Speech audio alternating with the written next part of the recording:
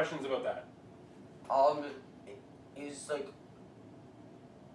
Is the this kind of like circle thing mainly just used for the bigger characters, like the It's ACs? specific to Warbeasts. Oh. I'll pull up, just to show you the difference, I'll pull up a faction that uses Warjacks, just to show you the difference between Warjacks and Warbeasts. Okay. So these are all Warjacks. We'll pull up a Crusader. He doesn't have any rules, he's just a very simple guy. Okay. So you can see he's got the same old stat line, right, with all the different numbers. He's got weapons, and then what he has is he's got a damage grid. So he's got boxes that you fill in, like this guy has 34 boxes, this guy has 32 boxes, right? But the difference is it's not a spiral, right? You notice that there was like basically 3 branches to the spiral. Yeah. So there's mind, body, and spirit. Okay. And different things happen when all those boxes are filled. Okay. That means like something bad happens. You lose your spirit, you lose your body, you lose your mind, right? That type of thing.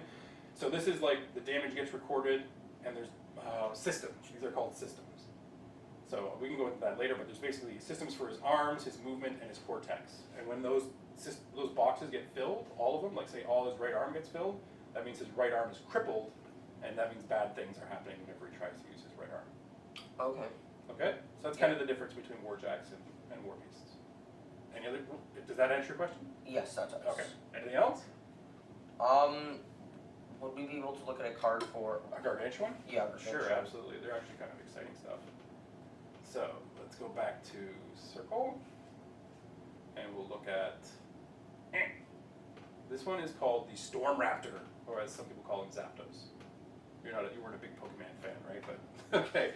So this is the Storm Raptor's cards. So you can see there's his stats there, right? Mm-hmm. He's got a gun. That's the stats for his gun. He's got a beak, and he's got 2 talons.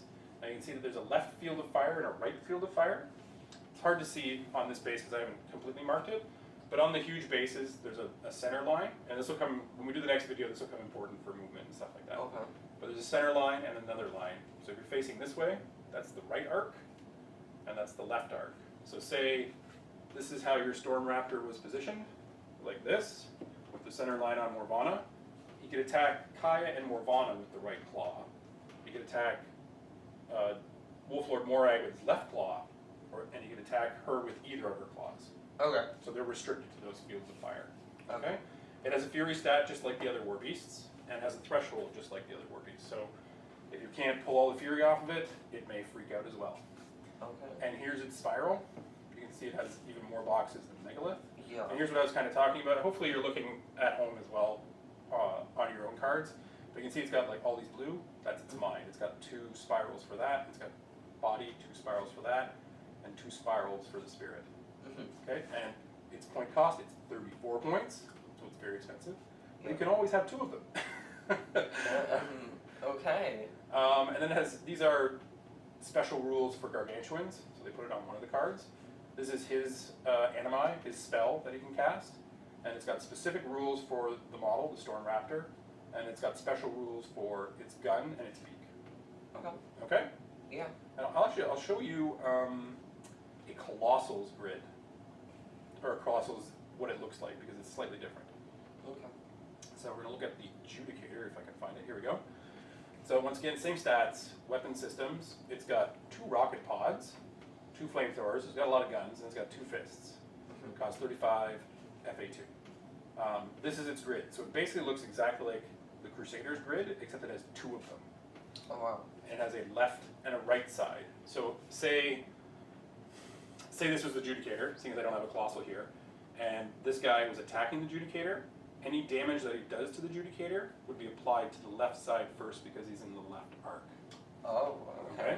So you can kind of focus on a side and try to cripple the systems on there. You can see, in comparison to the Crusader, it has a lot more system boxes as well.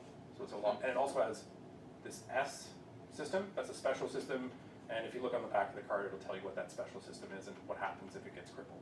Okay. Okay? So, that's the basics of the types of models and stuff like that. The next video we're going to cover how to move things in charge and whatnot. Okay? Okay. Do you have anything else to add? No. I know that's pretty simple, straightforward stuff, but Yeah. it's important to know that. Okay, so thanks from me and Adam. We'll we're learning this stuff together. Hopefully it was kind of informative, especially if you're new to Warmachine. And the next one we're going to cover movement and charging and that sort of thing. How do you actually start to do the mechanics of